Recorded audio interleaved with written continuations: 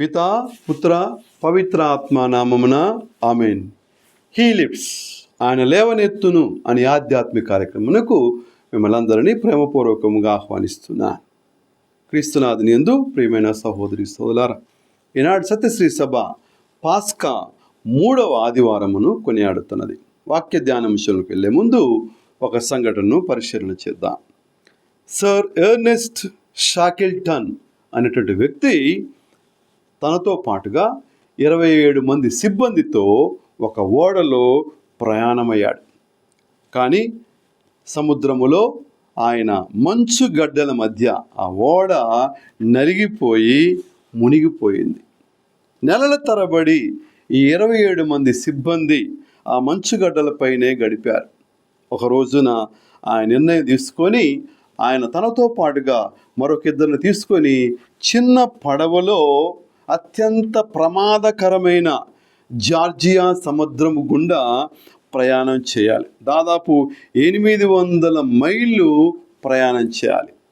కనుక జీవితంపై ఆయన ఎంతో రిస్క్ తీసుకున్నాడు. అది ఇక మరణం తప్పదు.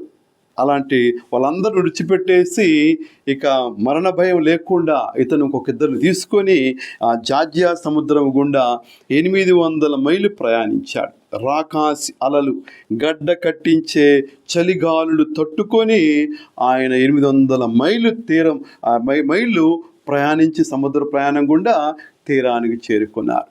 అంతటితో అయిపోలేదు. మరలా జన సమూహాల దగ్గరికి వెళ్ళాలంటే వారు ఎత్తైన మంచు కొండలను దాటుకొని వెళ్ళాలి. మరొక కష్టతరమైనటువంటి ఉద్యమాన్ని వారు చేయవలసి ఉంది. అయితే వారు దాదాపుగా అప్పటికే వారికి సరైన నిద్ర లేదు, ఆహారం లేదు, వాళ్ళ అస్థి పంజరాలుగా తయారయ్యారు. వారు 36 గంటలు శ్రమిస్తేనే వారు ఆ మంచు కొండలు దాటుకొని జనావాసాల్లోకి వెళ్ళగలుగుతారు. ఒక్క నిమిషము వారు నిద్రపోయినా, అలసత్వం ప్రదర్శించినా వారు మంచుగడ్డల్లా తయారవుతారు. కానీ 36 గంటలు ఈ షాకిల్టన్ తన ఇద్దరితో ఆయన మంచు కొండలు దాటుకుంటూ చివరికి చనిపోయే ప్రమాదం ఉన్నప్పటికీ కూడా వారు శక్తినంతా కూడా తీసుకొని వారు ముందుకెళ్ళారు. అయితే ఈ 36 గంటల ప్రయాణములో, ఈ నడకలో వారు ముగ్గురు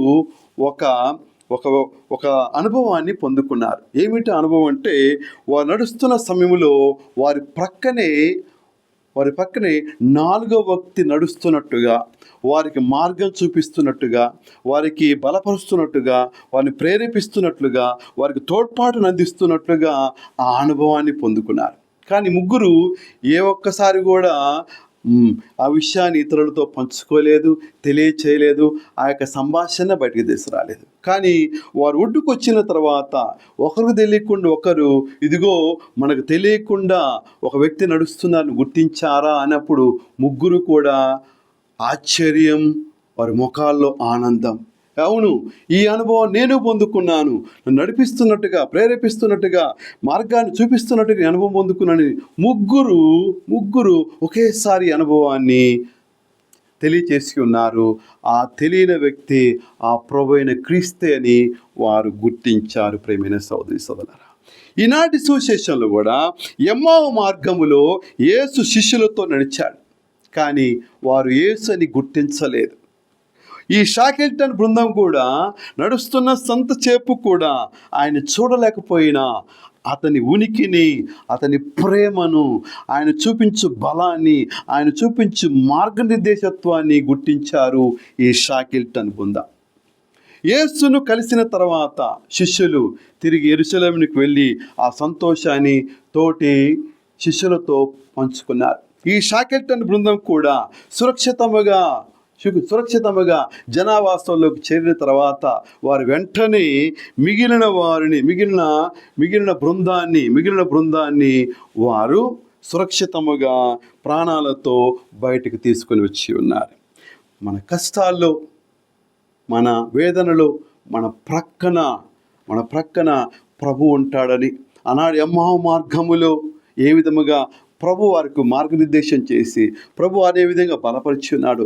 నిరాశలో, నిస్పృహలో, కృంగుబాటులో వారికి ఏ విధంగా ధైర్యాన్ని ఇచ్చాడు, ముందుకు సాగించాడో, ప్రభువుని వారు తర్వాత ఏ విధంగా గుర్తించారో నీవు కూడా నీ జీవితములో నేను ఒంటరిని కాను, నేను ఏకాకిని కాదు, నా ప్రభు నా తోడుగా ఉన్నాడు, భయపడకు నీకు తోడే ఉన్నాను, వెరవకము నీకు తోడే ఉన్నాను, నీకు రూపమిచ్చిన దేవుడు, నీకు ప్రాణమిచ్చిన దేవుడు, నీ పేరు అరచేతులు రాసుకున్న దేవుడు, నీవు నాకు ఇష్టడవు, నేను నీకు జీవమిచ్చితిని, ప్రాణమిచ్చితిని, నేను నా గుండెలు హానిచ్చుకుంటుని, నీ పేరు అరచేతులు రాసుకుని అని వాగ్దానము చేస్తున్న దేవుడు నీ తోడే ఉన్నాడని, నీ నీడే ఉన్నాడని, నీ ప్రక్కనే ఉన్నాడని నీవు గుర్తించు. షాకెల్టన్ బృందం కూడా ఇదే గుర్తించింది. ఆ ప్రభు మాతో ఉన్నాడు, మమ్మల్ని నడిపించాడు, బలపరిచాడు, మార్గనిర్దేశం చేస్తాడని ఆ బృందం గ్రహించింది. మత్తయి శుభవార్త 28 ప్రభు అన్నాడు, నేను యుగ సమాప్తి వరకు సదా మీకు తోడై ఉంటాను, మిమ్మల్ని విడవను, ఎడబాయను అన్నట్టు వాగ్దానం కూడా షాకిల్టన్ బృందం ఆ యొక్క ప్రయాణములో నిజమైంది. వారికి తోడుగా నిలిచి వారిని బలపరిచి ముందుకు నడిపించాడు. ప్రాణాలకు సైతం వాళ్ళు ఎదురొడ్డి నిలిచి ముందుకు సాగారు. తెలియని బలం, తెలియని ప్రేరేపణ, తెలియని మార్గనిర్దేశాన్ని, దేవుని యొక్క ఉనికిని ఆ బృందం తనివి తీరా అనుభవించింది ఆ 36 గంటల ప్రయాణములో. ఈ యొక్క ఎమ్మావు మార్గములో ఏమి జరిగింది, వీళ్ళు ఏమి అనుభవించారు, ఏ జ్ఞానాన్ని పొందుకున్నారు, ఏ అభయాన్ని పొందుకున్నారు, ఏ ఆనందాన్ని పొందుకున్నారు, ఏ తేజస్సును పొందుకున్నారు, ఏ ఉనికిని పొందుకున్నారు, ఏ నడిపింపును పొందుకున్నారు, మనం ధ్యానం చేసినట్టయితే లూకా శుభవార్త 24వ అధ్యాయము 45 వచనం మనం చూసినట్టయితే, వారి మనస్సులు తెరవబడెను, లేఖనములు అర్థమగునట్లుగా వారికి బుద్ధి వికాసము కలుగజేసి ఇట్లు చెప్పెను. లేఖనములు అర్థమగునట్లుగా, ధర్మశాస్త్రములు, ప్రవక్తల ప్రవచనాల్లో ఆయన గురించి ఏమని రాయబడి ఉన్నాయో, ఆయన ఏ విధముగా శ్రమలు అందుకోబోతున్నాడో, ఏ విధంగా శిలువ శ్రమ అనుభవించబోతున్నాడో, ఏ విధముగా ఈ యొక్క అపవాదిని కూర్చోబోతున్నాడో, అపవాది నాశనం చేయబోతున్నాడు, చివరి శత్రువు అయినటువంటి మరణాన్ని ఏ విధముగా నాశనం చేయబోతున్నాడో, అవన్నీ కూడా ఒక్కొక్కటిగా ఆయన వివరిస్తున్నప్పుడు వారికి బుద్ధి వికాసము కలగచేయబడ్డాయి. కీర్తన 119 2:30 వచనం సెలవిస్తుంది, నీ వాక్యము జ్ఞానమిస్తుంది, నీ వాక్యముల వివరణ వెలుగును దయచేయును, నీ వాక్యముల వివరణ వెలుగును దయచేయును, తెలివి లేని వారికి తెలివిని పుట్టించును. కనుక నిరాశలో, నిస్పృహలో, ఆందోళనతో జీవితం ఇంకేమీ లేదు, అయిపోయింది, మా ప్రభువును ఇక వారిని మరణానికి గురి చేశారు కనుక మా ప్రభు మాతో లేడు అని దిగాలుతో కూర్చున్నటువంటి వీరికి బుద్ధిని వికాసమును కలగజేస్తాడు. కనుక నీ వాక్యముల వివరణ వెలుగును దయచేయును, చిమ్మ చీకటును పోగొట్టును, అంధకార మనస్తత్వముని తొలగించి తేజస్సుతో నింపును, తెలివి లేని వారికి తెలివిని పుట్టించును అన్న ఈ మాటలు ఈ యొక్క అపోస్తుల జీవితములో, ఎమ్మావు మార్గంలో ఈ ఇద్దరు శిష్యుల జీవితములో నెరవేరి ఉంది. ఆ మార్గం ముగించిన తర్వాత, ఎమ్మావు మార్గంలో వారు నడిచిన తర్వాత ఆ ఇద్దరు శిష్యులు యేసు ప్రభువుని ఆహ్వానించారు, ఆతిథ్యం ఇచ్చారు. ఆనాటి ఆచారం ప్రకారము పొద్దుగూకిన సమయంలో అతిథిని వెళ్ళనిచ్చేవారు కాదు, ఆతిథ్యం ఇచ్చేటటువంటి వారు. కనుక ఆచారం చొప్పున వారు ఆయనను బలవంతము చేశారు. లూకా శుభవార్త 24వ వచనములో మనం చదువుతూ ఉన్నాం, ప్రొద్దు వాలిపోయినది, సంధ్యవేళ వచ్చున్నది, మాతో ఉండుము అని ఆయనను బలవంతము చేయగా అందులకు ఆయన అంగీకరించెను. కనుక ఆయన ఆహ్వానిస్తే ఆయన మనతో ఉంటాడు, మనలో ఉంటాడు, మనతో వాసమై ఉంటాడు. కానాపల్లిలో యేసు మరియలను అపోస్తులను ఆ యొక్క కానాపల్లిలో ఉన్నటువంటి ఆ యొక్క పెళ్లి కుటుంబం ప్రభువును ఆహ్వానించి ఉన్నారు. ఆహ్వానించిన ఆ కుటుంబములో కొరత, ఆందోళన, భయము, నిరాశ, నిస్పృహలు చోటు చేసుకున్నటువంటి ఆ ప్రదేశములో ప్రభువైన క్రీస్తు అద్భుతము చేసి ఆనందాన్ని, సంతోషాన్ని నింపాడు. ఆ యొక్క కళ్యాణ మండపములో ఆనందాన్ని, సంతోషాన్ని నింపాడు. విచారవదనములతో ఉన్నటువంటి ఆ కుటుంబం ఆనందముతో నింపబడింది. అదేవిధముగా ప్రభువును ఆహ్వానించిన కుటుంబాలు, జీవితాలు నిరాశలో ఉండవు, నిస్పృహలో ఉండవు, నిరాశలో కృంగుబాటులో జీవించవు, ఆనందముతో ఉంటాయి, మనోవికాసం కలుగుతుంది, బుద్ధి విజ్ఞానముతో ఉంటారు. ఇదే స్పష్టమైంది. దర్శన గ్రంథం 3వ అధ్యాయం 20వ వాక్యము స్పష్టమైంది. ఇదిగో నేను ద్వారం వద్ద నిలబడి తలుపు తట్టుచున్నాను, ఎవడేని నాకు తలుపు తెరిచినట్లా వానితో ఉంటాను, వానితో కలిసి భుజిస్తాను, ఆ ఇంటిలో ప్రవేశిస్తాను అని ప్రభు పలికాడు. కనుక ఈ ఇద్దరు శిష్యులు ప్రభువును ఆహ్వానించి ఉన్నారు, ఆ యొక్క ఆతిథ్యాన్ని ఇచ్చి ఉన్నారు. వారు ఆహ్వానించి ఉండగా వారికి దేవుడు ఏమిచ్చాడు, ఏ మనోవికాసాన్ని కలిగించాడు, ఏ ఆనందాన్ని కలిగజేశాడో మనం గ్రహించాలి. ఈనాటి సువిశేషములో ఆతిథ్యం అనేటువంటిది ఆనాడు ఉన్నటువంటి ఒక గొప్ప ఆచారం. పరిశుద్ధ గ్రంథం కూడా సెలవిస్తుంది, పరదేశులను ఆతిథ్యమియండి, పరదేశులను ఆతిథ్యమివ్వండి. యేసు ప్రభు తన యొక్క పరిచర్యలకు కూడా, ఇదిగో నీ రోగినే ఉంటిని, నేను చెరసాలే ఉంటిని, పరదేశునే ఉంటిని, మీరు నన్ను ఆదరించి తిరా అని పలికి ఉన్నాడు. హెబ్రీ పత్రిక 13వ అధ్యాయము 2వ వచనం సెలవిస్తుంది, పరదేశులను ఆతిథ్యమివ్వండి, పరాయి వారికి ఆతిథ్యం వస్తుగుట్టలో అశ్రద్ధ చేయబాకండి. దాని వలన కొందరు తెలియకే దేవదూతలకు ఆతిథ్యం ఇచ్చరే. అబ్రహాము తాను తెలియకయే దేవదూతలకు ఆతిథ్యం ఇచ్చారు. కనుక ఆతిథ్యం ఇవ్వటంలో ఏమాత్రం అశ్రద్ధ చేయబాకండి. కనుక అతిథులను ఆహ్వానిస్తున్నారంటే, అతిథులకు ఆతిథ్యం ఇస్తున్నారంటే ఆ ప్రభువుకే మీరు ఆతిథ్యం ఇస్తున్నారు. కనుక నేను నిరాశ్రయంలో ఉంటేనే మీరు నాకు ఆశ్రయం ఇచ్చితరే అని ప్రభు పలుకుతున్నాడు. కనుక ప్రభువుకు ఆతిథ్యం ఇచ్చారు. ఆ సమయంలో ప్రభువు వారికి ఏమిచ్చాడు? జ్ఞానాన్ని, బుద్ధిని, వికాసమును కలిగింపచేశాడు. నిరాశతో నిస్పృహతో వారు ఉన్నటువంటి వారి హృదయాలను, వారి యొక్క మనస్సులను ఆనందముతో నింపాడు, సంతోషముతో నింపాడు. నిరాశ నుండి వారిని ఆనందం వైపు తీసుకుని వచ్చాడు. కీర్తన 30వ అధ్యాయం 35వ వచనం సెలవిస్తుంది, రాత్రి దుఃఖము వలన కన్నీరు కారును, కానీ ఉదయము ఆనందం, వేకువనే ఆనందం. ఇది ఈ అమ్మవ మార్గములో, ఈ శిష్యుల జీవితములో జరిగినటువంటిది. వారి దుఃఖము ఆనందముగా మారింది. వారి నిరాశ, నిస్పృహ, ఆందోళనను దేవుడు ఆనందముగా మార్చి ఉన్నాడు. యోహాను సువార్త 16వ అధ్యాయం 20వ వచనములో, మీ దుఃఖము ఆనందముగా మారును, మీ దుఃఖము ఆనందముగా మారును. స్త్రీ ప్రసవించినప్పుడు ఎంతో ఆందోళన, వేదన, మరణించి లేస్తుంది. అదేవిధముగా అప్పుడు కనుక ఆ సమయంలో ఆ తల్లి ఆ బిడ్డను చూసినప్పుడు ఎంతో ఆనందం, ఎంతో సంతోషాన్ని పొందుకుంటుంది. కనుక దుఃఖమునకు బదులు సంతోషాన్ని ఇస్తాడు. కనుక దుఃఖముతో ఉన్నటువంటి ఈ శిష్యులను ప్రభు ఆనందంతో నింపాడు.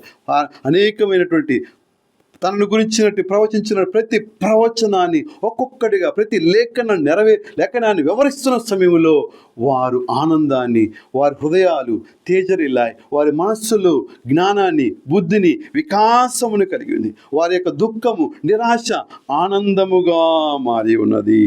యెషయా గ్రంథం 61వ అధ్యాయం 3వ వచనం సెలవిస్తుంది, దుఃఖమునకు బదులుగా సంతోషము, సియోనునందు దుఃఖించు వారికి బూడిదకు బదులుగా పూలదండనిచ్చుటకు, శోక సముద్రములో శోక వస్త్రములకు మారుగా ఆనంద తైలమును వసుగుటకు, విచారించువారు భారభరితమైన ఆత్మతో స్తుతిగీతం పాడునట్లు చేయుటకును ఆయనను పంపాను. ప్రియమైన సోదరి సోదరులారా, కనుక విచారవదనమును, దుఃఖమునకు బదులుగా సంతోషము, శోక వస్త్రము మరుగా ఆనంద తైలముతో ఆయన అభిషేకిస్తాడు, దీవిస్తాడు, ఆశీర్వదిస్తాడు, లేవనెత్తుతాడు అన్నటువంటి మాటలు ఈ యొక్క శిష్యుల జీవితములో నెరవేరి ఉన్నది. ప్రియమైన సహోదరి సోదరులారా, కనుక వారు ఈ ఆనందాన్ని పొందుకొని ఏమి చేశారు? యెరూషలేమునకు ప్రయాణమయ్యారు.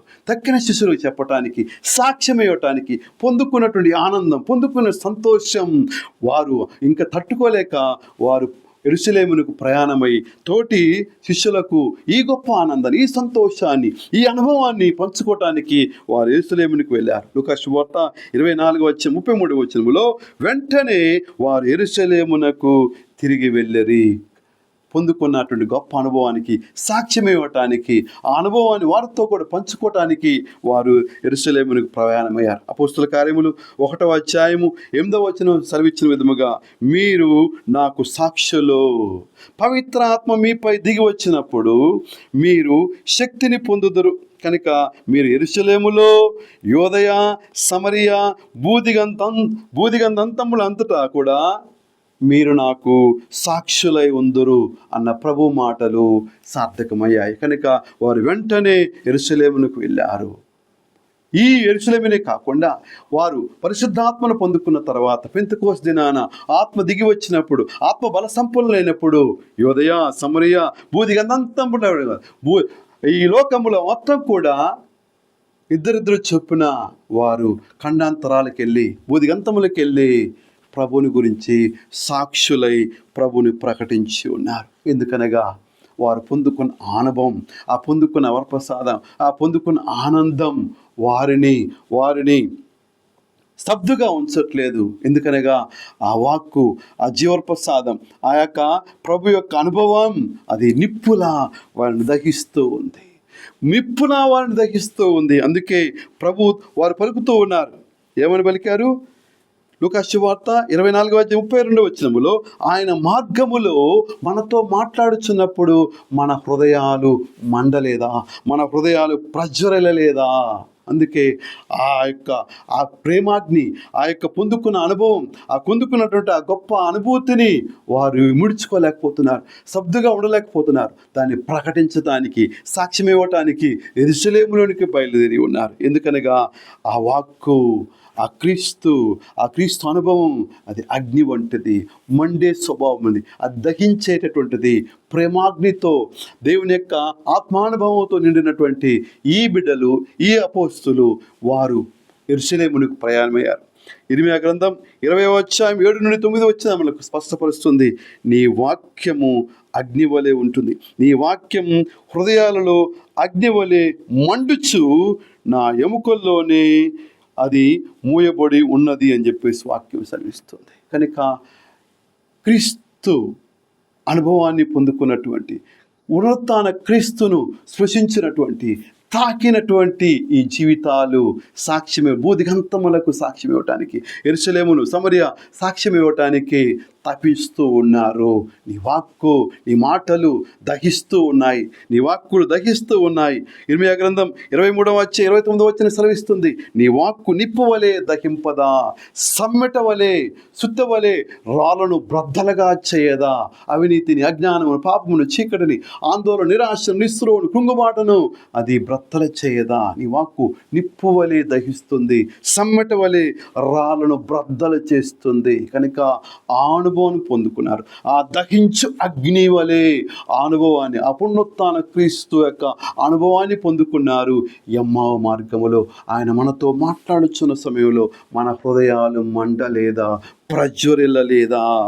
కీర్తన 119:105 సెలవిస్తుంది, నీ వాక్కు నా పాదములకు దీపము, నా త్రోవకు వెలుగై ఉన్నది. నీ వాక్కు నా పాదములకు దీపము, నా త్రోవకు వెలుగై ఉన్నది. హెబ్రీ పత్రిక 4వ అధ్యాయం 12వ వచనములో, నీ వాక్కు సజీవమును, చైతన్యవంతమైనది, కత్తివాదర కంటే పొదునైనది, జీవాత్మల సంయోగం వరకును, కీళ్ళ మధ్య కలియ వరకును అది ఛేదించుకొని పోగలదు. అలాంటి క్రీస్తు సాన్నిధ్యాన్ని, క్రీస్తు మాటలను, ఆ పునరుత్థాన క్రీస్తు స్పర్శను, పునరుత్థాన క్రీస్తు అనుభవాన్ని పొందుకున్న తర్వాత వారి హృదయాలు మండుతూ ఉన్నాయి. కనుక దేవుని వాక్కును అనుభవించే జీవితాలు ఏ విధముగా ఈ యొక్క జీవాత్మల సంయోగం వరకు ఛేదించుకొని పోగలుగుతారో, ఛేదిస్తుందో, మానవులో ఉన్నటువంటి అవినీతిని, అజ్ఞానము, చీకటును, ఆ యొక్క అవినీతిని, ఇంకా క్లిష్ట పరిస్థితులను, సమస్యలు ఏ విధంగా అది విచక్షిస్తుందో, వివరిస్తుందో, అలాంటి అనుభూతిని పొందుకున్నారు ఎమ్మావు మార్గములో ఈ యొక్క శిష్యులు. ప్రియమైన సహోదరి సోదరులారా, ఎమ్మావు ఎక్స్పీరియన్స్, ఎమ్మావు మార్గం, క్రీస్తులో నడిచినప్పుడు, క్రీస్తులో ఐక్యమైనప్పుడు, క్రీస్తును కలిగి ఉన్నప్పుడు, ఆ వాక్కును నీవు జీవించినప్పుడు, ఆ వాక్కును ధ్యానించినప్పుడు, ఆ వాక్కును మననం చేసినప్పుడు ఈ అనుభవాన్ని పొందుకుంటాం. కీర్తన 1 ఇదే మనకు నేర్పిస్తూ ఉంది.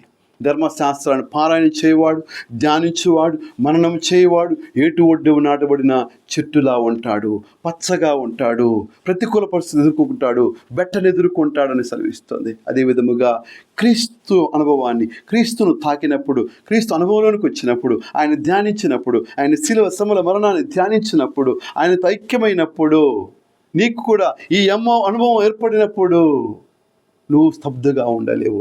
దహించు అగ్నిలాగా ప్రభు కొరకు, ప్రభు వెలుగు కొరకు, ప్రభు సాక్షిగా జీవించటానికి నీవు కూడా నీ యొక్క నోరును తెరుస్తావు, నీ స్వరాన్ని తెరుస్తావు, నీ యొక్క హృదయాన్ని తెరుస్తావు, నీ మనసును తెరుస్తావు. అది ఏ రూపంలోనే ప్రభుని ప్రకటిస్తావు.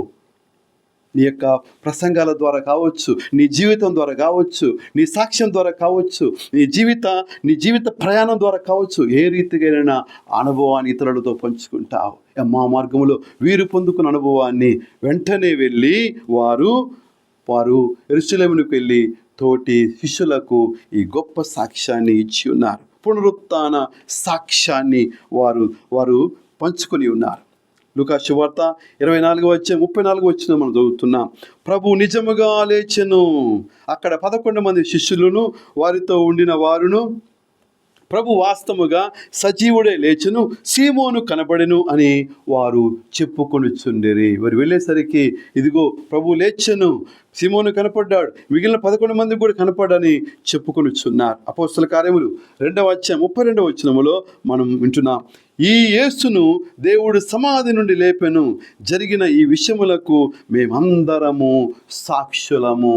పునరుత్థాన క్రీస్తుకు అపోస్తులు సాక్ష్యమిస్తూ ఉన్నారు. తొలి క్రైస్తవ సంఘాలు బలపడుతూ ఉన్నాయి. అపోస్తుల బోధలో, అపోస్తుల యొక్క పునరుత్థాన క్రీస్తును ప్రకటిస్తున్న సమయంలో, పునరుత్థాన క్రీస్తుకు సాక్షులుగా జీవిస్తున్న సమయంలో అపోస్తుల బోధ ద్వారా తొలి క్రైస్తవ సంఘాలు ఎందుకు లక్షలాదిగా, కోట్లాది మందిగా విస్తరిల్లారంటే ఈ 4 విషయాలే. అపోస్తుల బోధలో వారు ఏకమై ఉన్నారు. వారి యొక్క సాక్ష్యాలు, ఆ పునరుత్థాన క్రీస్తును వారు ఏ విధంగా తాకారో, స్పృశించారో, అనుభవించారో, వారి హృదయాలు ఏ విధంగా మండి ఉన్నాయో ఆ బోధన చేశారు. వారు అనుభవించినటువంటి ఆ బోధను వారు ప్రకటించి ఉండగా అపోస్తుల బోధలోను, వారు ప్రార్థనలోను, రొట్టె విరుచుటలోను, సహవాసములోను ఏక మనస్కులై ఉండిరి. కనుక ఈ యొక్క తొలి క్రైస్తవ సంఘాలు యేసు ప్రభును చూడలేదు, కానీ అపోస్తల బోధ యందు వారు నమ్మి ఉన్నారు. ఆ పునరుత్థాన క్రీస్తును బోధించినప్పుడు వారు పొందుకున్న అనుభవాన్ని, ఆ అనుభవాన్ని కావచ్చు, ఇంకా అనేక సమయాలలో ప్రభు వారికి దర్శనమిచ్చిన దాని యొక్క అనుభవాన్ని కావచ్చు, వారికి భయపడవద్దు, మీకు తోడే ఉన్నాను, మీకు శాంతి కలుగునుగాక అని పలికినటువంటి ఈ మాటలన్నీ కూడా వారికి బలాన్ని ఇచ్చి ఉన్నది, ధైర్యాన్ని ఇచ్చింది, వారి యొక్క జీవితాలకు, మనస్సులకు నెమ్మదినిచ్చింది. ఈ బోధనే వారు చేశారు. అపోస్తులు, తొలి క్రైస్తవ సంఘాలు దీన్ని నమ్మారు. ఆ పునరుత్థాన క్రీస్తుకు సాక్షులుగా, ఈ సాక్ష్యముగా మేమే దానికి సాక్షులము, ఆ ప్రభువుకు, ఆ పునరుత్థాన క్రీస్తుకు మేమే సాక్షులమని వారు బాహాటంగా ప్రకటించినప్పుడు అనేక మంది ఆ పునరుత్థాన క్రీస్తు ప్రభావాన్ని అనుభవించారు. పునరుత్థాన క్రీస్తు ప్రభావాన్ని అనుభవించారు. మరొకసారి తెలియజేస్తున్నాను, పునరుత్థాన క్రీస్తు ప్రభావాన్ని తాకారు, స్పృశించారు, అనుభవించారు ఆనాటి తొలి క్రైస్తవ సంఘాలు. కొరింథీయులకు రాసిన మొదటి లేఖ 15:4-5 లేఖనమున వ్రాయబడినట్లు ఆయన సమాధి చేయబడి 3వ దినాన సజీవుడిగా లేవనెత్తబడెను. ఆయన పేతురుకు 12 మంది అపోస్తులకు కనబడెను. ఇది పునరుత్థాన క్రీస్తుని గురించినటువంటి మాటలు, సందేశము, వాగ్దానాలు, వారు పొందుకున్న అనుభవాన్ని. ఇదిగో మేము చూచితిమి, ఆయన లేచెను, ఆయన లేచెను, ఆయన ప్రభు నిజముగా లేచెను, మాకు ప్రత్యక్షమయ్యను, మేము చూచితిమి, ఆయన అనేక మందికి కనపడెను, మేము ఆయన దర్శించితిమి అని పలుకుతున్నారు. అపోస్తుల కార్యములు 10:40-41 ఆయనను దేవుడు 3వ నాడు మృతులలో నుండి లేపి మరలా మాకు కనపడినట్లు చేసెను. దేవునిచే ముందుగా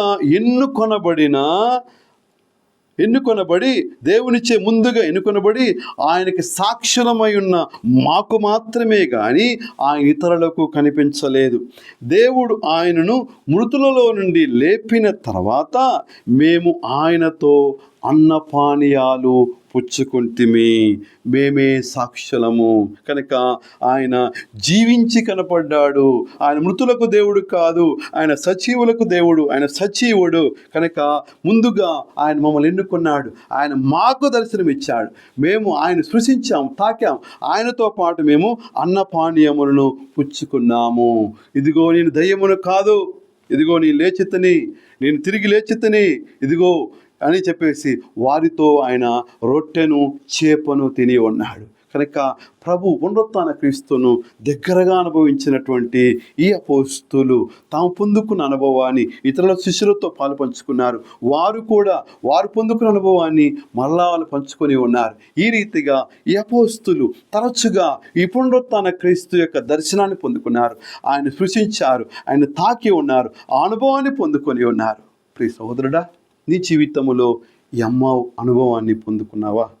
ప్రభు నిన్ను వాక్యములో తాకటాన్ని, విశ్వాసములో నీవు ప్రభుని తాకి ఉన్నావా? వాక్యములో తాకి ఉన్నావా? ప్రభు రక్తాల స్వీకరణలో ఆయన తాకి ఉన్నావా? తాకితే నీ జీవితం, నీ మాటలు, నీ క్రియలు, నీ తలంపులు, నీ సంభాషణ, నీ ప్రవర్తన, నీ పరుగు ప్రయాస అది అలవి కానది.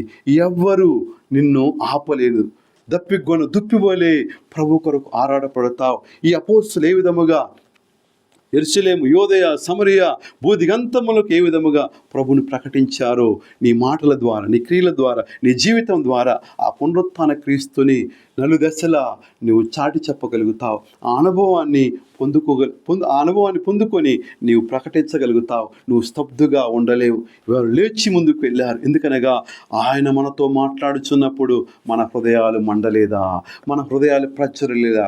కనుక దహించు అగ్నివలే మండుతున్నటువంటి గుండెలు ఆ యొక్క ప్రేమాగ్ని చేత, ఆ యొక్క పునరుత్థాన క్రీస్తు ప్రేమాగ్నిని సృష్టించిన తర్వాత వారు స్తబ్దుగా ఉండలేదు, వారు వెళ్ళి ప్రకటించి ఉన్నారు. కనుక నీవు నేను పిలువబడిన ప్రతి ఒక్కరూ, క్రీస్తు జ్ఞానస్థానములో అభిషక్తులైనటువంటి ప్రతి బిడ్డ, జ్ఞానస్థానం ద్వారా క్రీస్తు బిడ్డగా పిలువబడుతున్న ప్రతి ఒక్కరూ ఆయన పిలువబడి ఉన్నారు. పిలువబడి నోరు మూసుకొని కూర్చోటానికి కాదు, దేవుడు నిన్ను తన బిడ్డగా చేసుకుని, జ్ఞానస్థానం ద్వారా దేవుడు నిన్ను బిడ్డగా చేసుకుంది నేను ప్రకటించడానికి. కనుక ప్రతి ఒక్కరూ నేను ప్రకటిస్తాను ఆ పునరుత్థాన క్రీస్తుని గురించి నేను ప్రకటిస్తాను. ఆయన లేచెను, ఆయన సజీవుడు సజీవుడైన క్రీస్తును నేను ప్రకటిస్తాను. సజీవుడైన క్రీస్తుకు నేను బిడ్డను. ఆ సజీవుడైన క్రీస్తులో నేను ఒకరోజు ఐక్యమవుతాను, ఆయన చేరుకుంటాను, ఆయన కలుసుకుంటాను అని ప్రతి క్రైస్తవుడు ప్రకటించాలి. దాన్ని అనుభవించి ఈ లోకానికి చాటి చెప్పాలి. ఇదే ఈ పునరుత్థాన క్రీస్తు పండుగ, ఈ పాస్కా పండుగ దినాల్లో మనం తెలుసుకోవాల్సినటువంటి సత్యం. పొందుకున్నటువంటి పునరుత్థాన ప్రభావాన్ని, అనుభవించిన దానిని చాటి చెప్పటమే, సాక్ష్యం ఇవ్వటమే ఈ పునరుత్థాన జీవితానికి పునరుత్థాన క్రీస్తు మనకిస్తున్నటువంటి గొప్ప అభయం, వాగ్దానం. కనుక వారు అనుభవించి ప్రకటించారు. నీవు అనుభవించి స్తబ్దుగా కూర్చోకుండా ఆ ప్రభువుని ప్రకటించు. ఆ పునరుత్థాన క్రీస్తుని లోకానికి తెలియచేయి. ప్రార్థించుదాము.